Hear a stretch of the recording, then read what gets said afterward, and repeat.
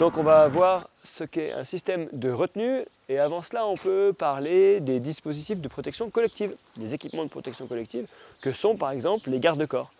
Les garde-corps, les échelles à crinoline avec les arceaux autour, les échafaudages ou autres nacelles, les rambardes d'escalier, etc.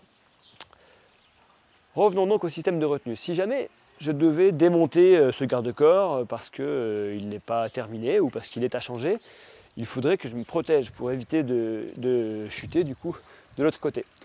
La première protection à anticiper ou du moins à mettre en place est la protection qu'on appelle le système dispositif de retenue qui va être constitué d'une longe, en l'occurrence réglable pour l'ajuster à la longueur optimale, que je vais fixer ici sur le point dorsal de la ceinture du harnais qui est un point normé.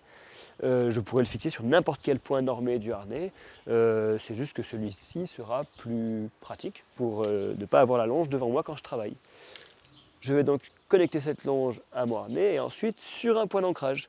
Ici j'ai une ligne de vie qui elle-même est conforme à la norme EN 795 et qui donc est très pratique parce qu'en plus ma longe pourrait me suivre sur des déplacements latéraux.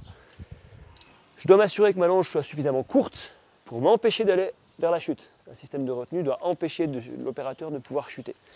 Avec ce dispositif, je peux donc travailler en sécurité, à proximité du vide, sans être gêné vraiment par mes EPI et sans risquer de chuter dans le vide, tout simplement. Petit commentaire sur le harnais, on peut utiliser un harnais complet, même type que celui-ci utilisé pour les travaux sur corde. On peut également utiliser un harnais d'arrêt des chutes, EN 361, ou une ceinture de maintien pourrait être également suffisante puisqu'on n'a pas vocation à chuter dans ce harnais, mais uniquement à s'en servir comme d'une laisse avec la longe pour ne pas aller à la chute. Voilà tout.